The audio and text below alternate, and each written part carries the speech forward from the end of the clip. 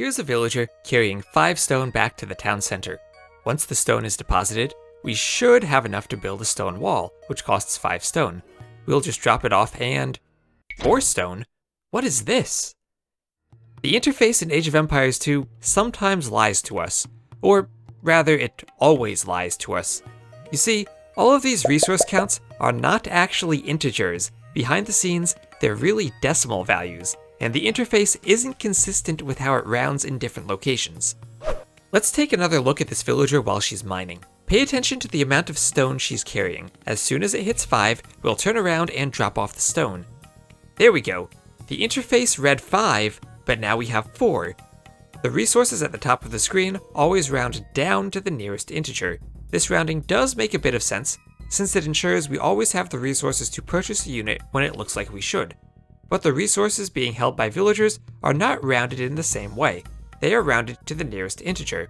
Even though the interface says the villager has 5 stone, it's really a decimal value that rounds up to 5. When it's deposited, the floor is taken and the interface shows the value rounded down to 4.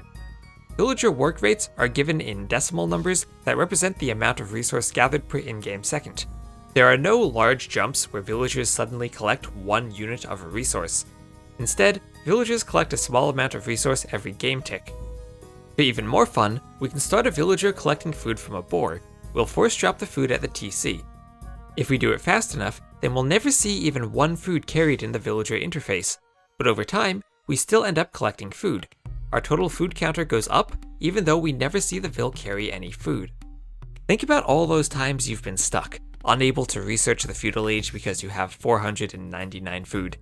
It's actually worse. That number may really be 499.99999 rounded down.